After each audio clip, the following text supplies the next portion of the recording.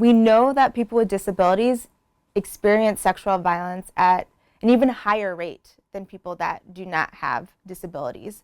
We need to talk about that. That's important, that's terrible, and if we're not being inclusive of those folks in the conversation, then we're not making a point to care for some of the most vulnerable populations that need support and information and help.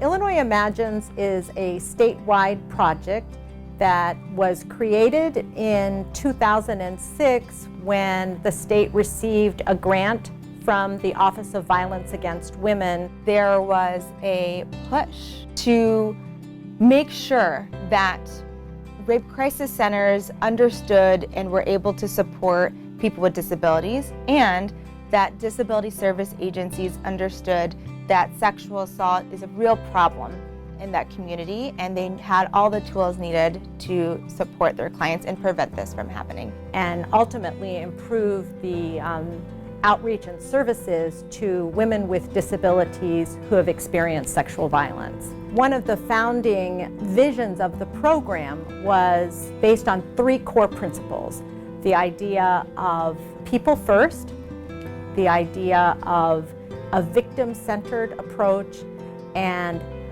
an attitude of what's called disability humility. There's an expression in the advocacy movement which is nothing about us without us.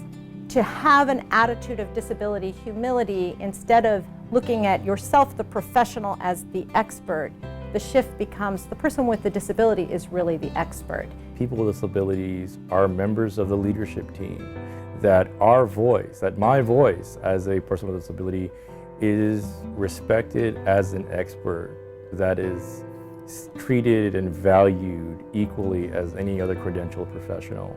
And it is for the professional to maintain an attitude of openness and curiosity and a willingness, a respect, a willingness to partner with the person with the disability who will guide what is needed.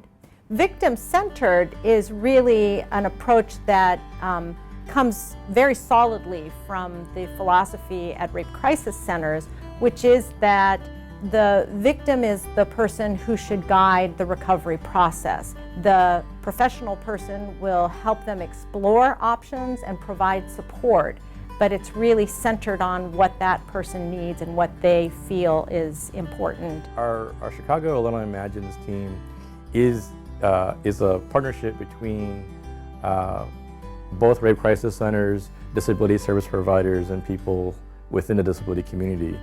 So, and one of the things that I'm really proud of is just the diversity of our group. And what we've been able to do over time is create a more disability-friendly atmosphere in our own agency here at Rape Victim Advocates.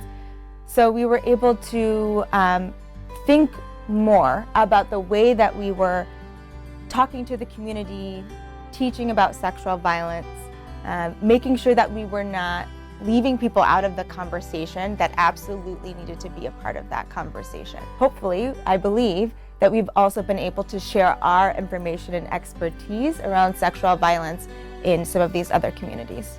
That many of the resources that are developed are not fully accessible to people with disabilities. And so the Illinois Imagines statewide team began developing a toolkit that can be used to support the work of any people working with people with disabilities who have experienced sexual violence. And we've begun to see real results. There has been a 200% increase in the number of women with disabilities who have been served at rape crisis centers in Illinois. And that we can really attribute again to the success of the Illinois Imagines project. It has made me appreciate more of the intersectionality between disability advocacy work, rape crisis and fighting gender violence and supporting survivors work, to larger issues of anti-oppression, sexism. Illinois Imagines allows that opportunity to have those challenging conversations and to learn from one another and make sure that we are sort of building a community that supports sexual assault survivors and is working together to prevent this violence from happening in the first place.